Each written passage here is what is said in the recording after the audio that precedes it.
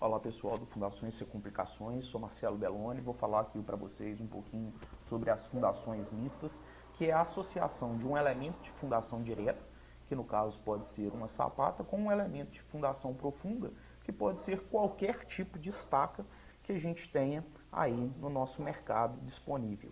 O que acontece? Quando a gente vai analisar então esses dois elementos de fundação junto, é muito importante a gente entender o comportamento na deformação desses elementos estruturais quando trabalhados isoladamente. A sapata, para se mobilizar toda a tensão de suporte ou a tensão que será transmitida ao terreno, ela depende que o solo sofra uma deformação significativa, que demos, toda a deformação do solo, a gente deu o nome de recalque. Já a estaca, para que o atrito lateral e a resistência da ponta da estaca sejam mobilizadas, essa deformação no solo é muito menor que um elemento de fundação direta.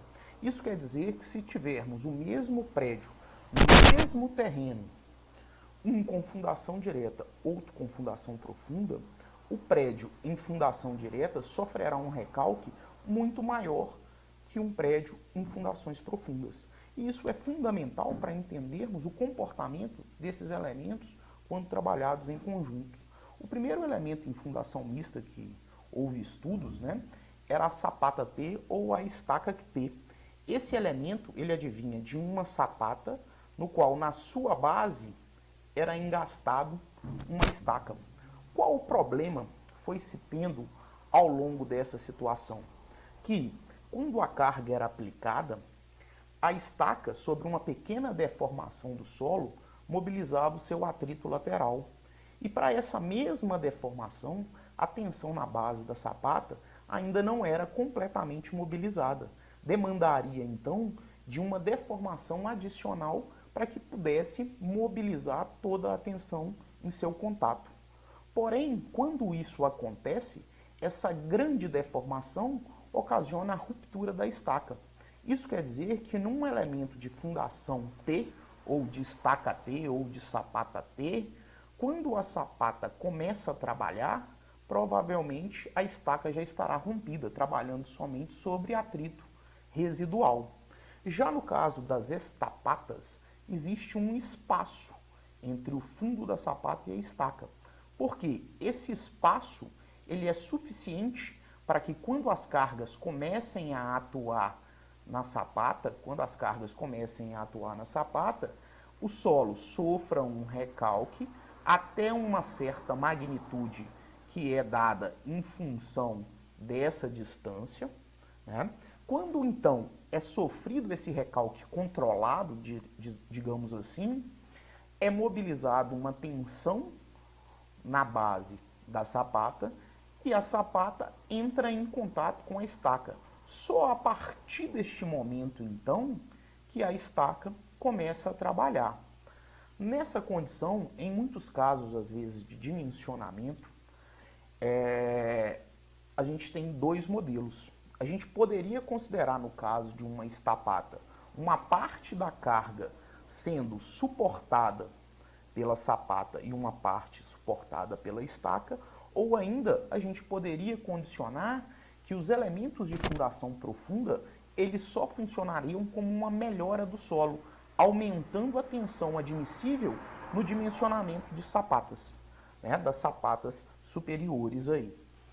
Eu vou mostrar para vocês aqui um estudo que eu fiz aqui na cidade de Coronel Fabriciano, e eu tenho alguns edifícios também em Ipatinga nessa metodologia, porém o mais interessante é um edifício na cidade de Fabriciano, é um prédio de 9 pavimentos, hoje ele já está finalizado.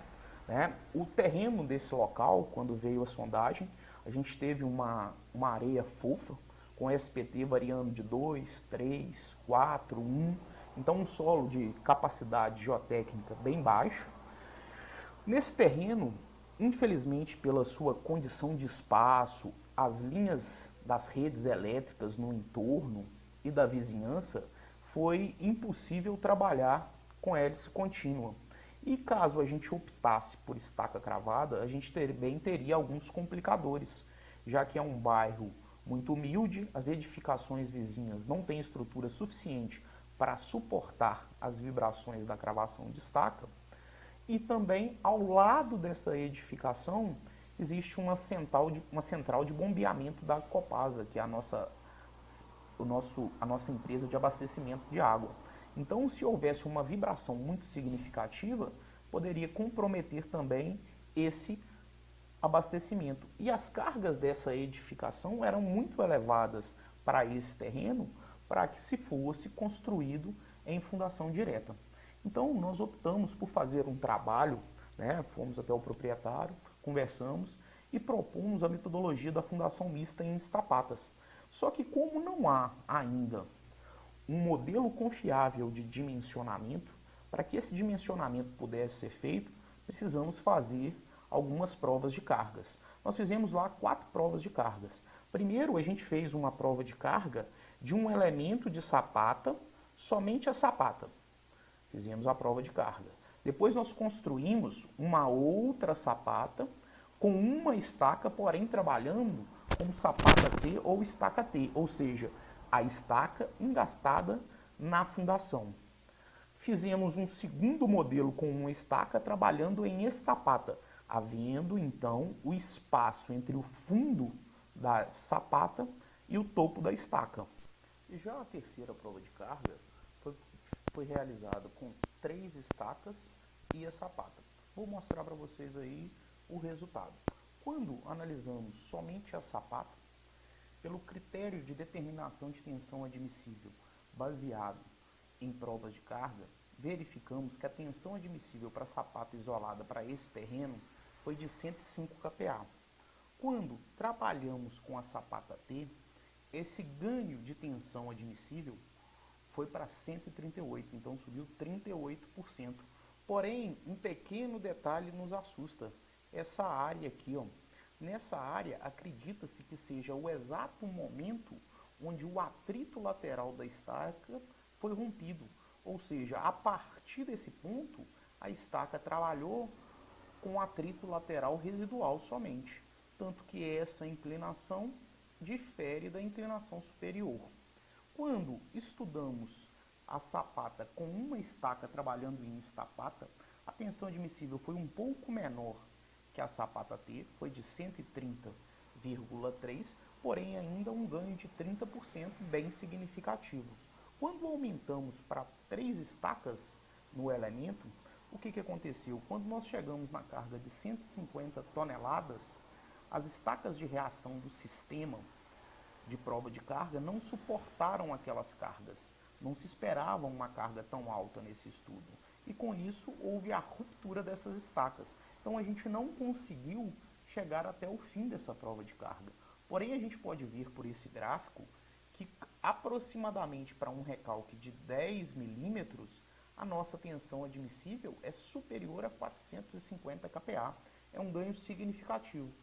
Não satisfeito, buscamos então uma metodologia para complementar de maneira teórica essa curva de prova de carga, como pode ser visto aí com essa complementação. Usando dessa teoria então, estimamos que a tensão admissível foi de 370 kPa, um ganho de quase 400% na tensão admissível. Então, a partir desse resultado, eu pergunto a vocês, será que é viável financeiramente esse tipo de solução de fundação? Uma análise dos custos. Caso essa edificação fosse realizada em hélice contínua, seu custo seria de R$ 272.406. Quando realizados em estapatas, o seu valor caiu para 152 mil. Porém, desses 152 mil, 10 mil foram o custo da prova de carga, que é um elemento, que é uma parte onerosa do processo.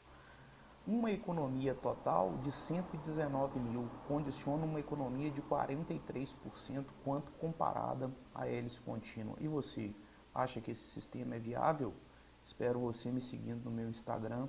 Um abraço, muito obrigado pela atenção.